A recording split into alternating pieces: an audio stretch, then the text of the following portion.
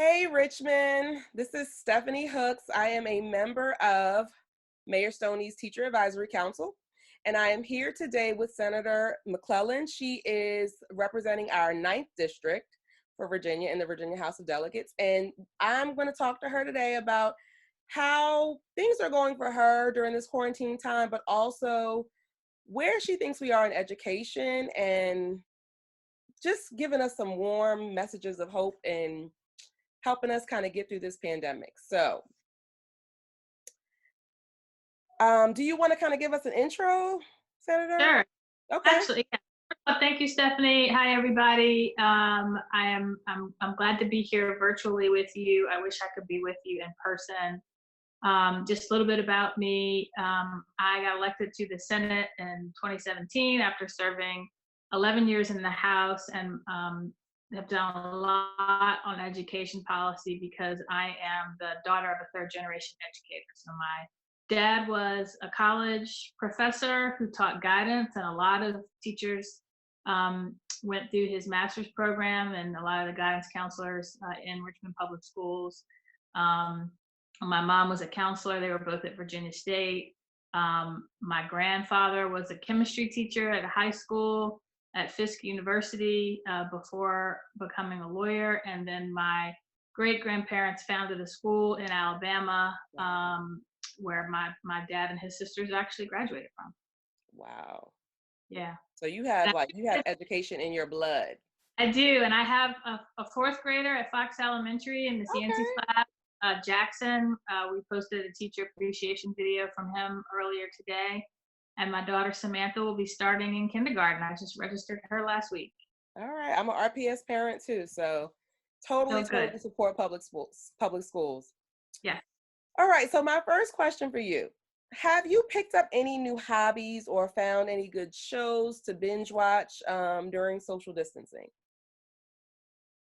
So I haven't picked up hobbies. I've been actually very busy, just sort of dealing with constituent inquiries and a lot of Zoom calls and conference calls. But I do try to find time to binge watch. And right now, my favorite show to binge watch is The Musketeers. It was Okay. a BBC show, 3 seasons based on the Three Musketeers, but it fun show to watch. Fun show to Okay. watch. All right. Yeah, I might have to check that out. yeah. Um, can you name a teacher that significantly impacted your life, and what is it about that teacher that was so impactful? So I think there were a lot, but the one I'll highlight is Jenny Pulley, who I went to Matoaka High School, and she was my ninth grade and 12th grade English teacher. I ended up becoming a double major in college, one of which was English, and everything that I learned about communicating and writing, but also a love of literature came from her, and Mhm. she was a mentor to me. She would really make sure everybody gets discouraged sometimes, and um, she made sure that I always stayed focused on all the positives in life and what I wanted to do, but also found time to have fun. Yeah, And so I think she's the one, and we're still Facebook friends. I still talk to her on a regular basis. So she probably had the biggest influence on me. kind of helping you find that balance between Yes, education and just developing yourself. yes, Mhm. absolutely. That's awesome.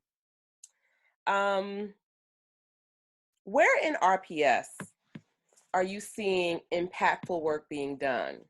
And more specifically, where are you seeing great work among RPS teachers?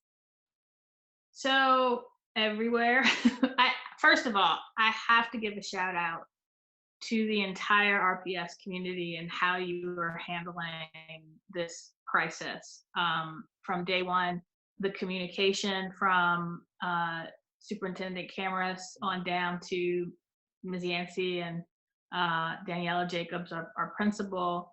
And I know, I see that every day in my household, but I know that in every school that communication is happening, Yeah. which means a lot for our kids because this is a tough time for them. And I think we haven't talked about, in the news, folks haven't really focused on how tough this is for our kids. And I'm getting a little choked up thinking about this, but just knowing that the teachers, whether it's the drive-by, parade or the Zoom calls, the taking the time to do the RPS at home, the love and care that you show our kids every day is really helping them get through this pandemic right now and helping the parents get them through the pandemic. So I really want to, and just getting kids fed and, you know, you've really stepped up, this RPS family really appreciates it. Yeah. But I think every day, just the love and care that our teachers show their students. I mean, you're part of the family, and we can't wait to see you again. I know, I teach at Oak Grove Elementary School, and, one of our biggest, I guess, things that we think about every day and every time we talk in our leadership meetings and communication with my principal and our leadership is, making sure that our babies are okay. We really, love the Hillside community. We want to make sure that the Hillside community, Afton, Jefferson, that they're all taken care of. And we really think constantly about the socio-emotional. I mean, education is important, but the socio-emotional welfare and well-being of our kids is so important to us. So I appreciate that. I really do. What does education mean to you, and why is it so important to get an education? So, to me, education is the foundation for everything. Whether it's a thriving economy or a healthy democracy, a healthy community, it all really starts with education, and that's what my family learned. But I'm a huge nerd. I'm a huge history nerd, and I really do think that a lot of the problems that we see, whether it's poverty um, or or inequity, a lot of it traces back to policies that were put in place that led to inequity in education. And in my own family's history, my mom was born on the Gulf Coast of Mississippi in 1932. She was the youngest of 14 children. And in her community, the only school for Black children was the Catholic Church, and it only went to 8th grade. So she was the first member of her family to go beyond the 8th grade because she was fortunate enough to go live with a sister in Jackson. And so she became the first to graduate high school, the first to graduate college. And she and my dad instilled in me the importance of education was her way out. Yeah. And her way to more opportunity. And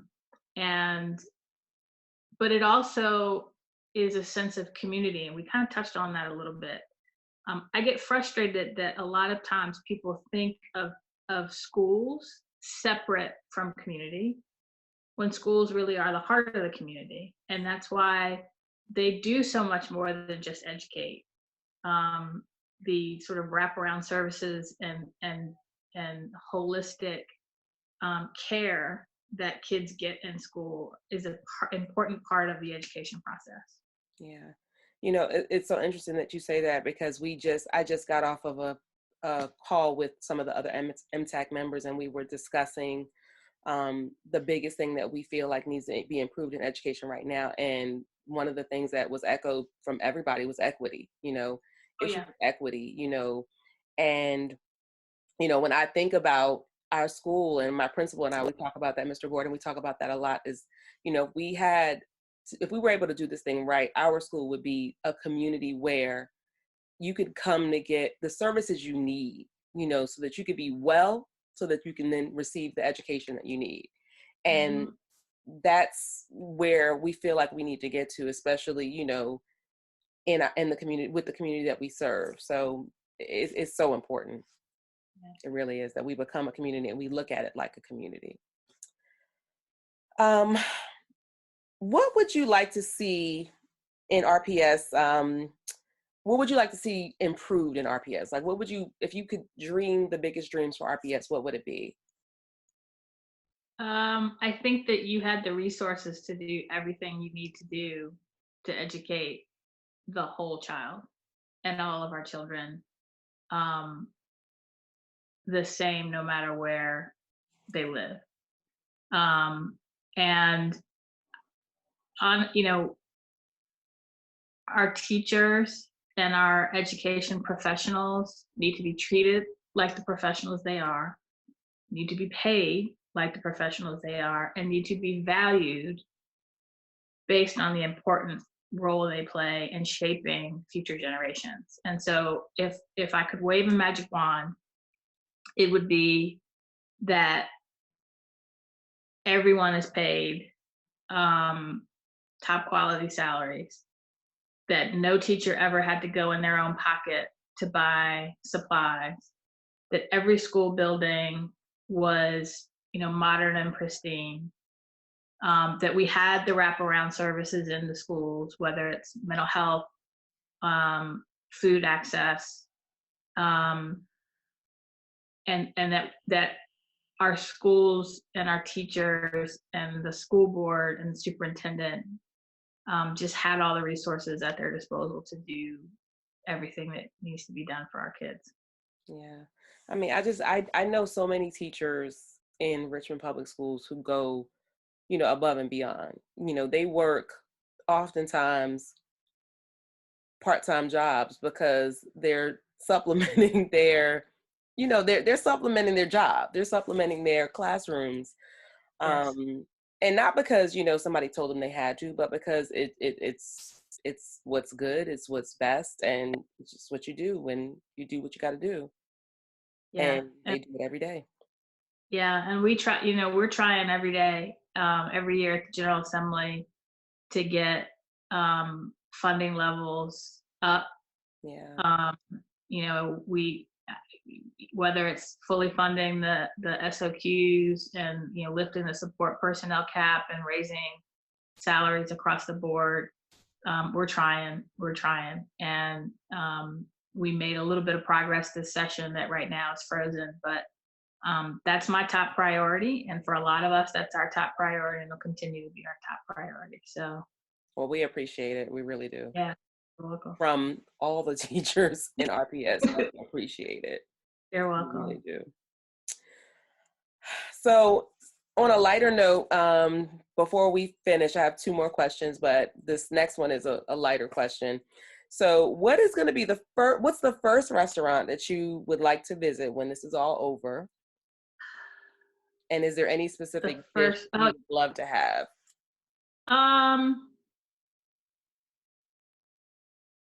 That's such a good question because it depends on the time of day. Yesterday, I was really, and this is going to sound weird.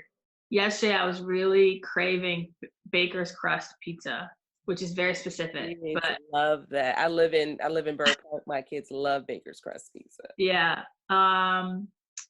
I think the first restaurant I want to go to is actually the last restaurant I was in before this all started, and that's Amuse at VMFA, because I just love the view. The food is really good. The people are super nice. Yeah. And especially on a day when you can sit outside and enjoy the sun. That might be the first one I go to, but there's a long list. Mine too. I had the opportunity of being part of the VMFA's Teacher Design Lab last summer, and we designed a unit around rumors of war. But they just they treated us like we were royalty. We got to go up and have lunch there every day, and that view. And I mean, they just treated us like we were, really, really special. And they just do an awesome job. So I love the VMFA. I love the VMFA. So my last question is there a message that you want to send to teachers since this is Teacher Appreciation Week, Teacher Appreciation Day? Is there like one message that you would like to send to teachers? It seems inadequate, but thank you. I mean, you, whether it's my life, my parents' life, my kids' lives, um, all of us were shaped in part to become who we are by teachers. And I think for me, again, the hardest part of this whole pandemic has just been how much Jack misses his teachers, especially Ms. Yancey. Um, and and just thank you for everything you do. I mean, you put yourselves, you really make our kids part of your family and treat them like your kids, and you're part of our family. And we cannot wait to see you again. But hang in there. I know for our teachers, especially teachers who are parents themselves, this is a tough time. It's a very tough time, but we're gonna get through it. And you know, I know we're not supposed to hug anytime soon, but as soon as we can, I think you're gonna have, two little kids and two parents that are ready to hug every single one of you when we see you. I know Yeah. I'm a parent and a teacher, and I'm trying to create content for RPS at home, but also, make sure my students, well, my children, continue to get what they need. And it's a real, it's a juggling act. It really is a lot, and so it's a Yeah. lot to balance. And my hat goes off to you because you're working and trying to teach your kids as well. So I know that it's a lot. So thank you for everything that you do for us, Thank you. and keep fighting the good fight. Thank you. Hang in there. Thank you. I'm so glad that you were able to talk to us today. And we've been talking to so many different people, and the messages really resonate with us. So see you soon. See you soon. All right. Thank you. Bye.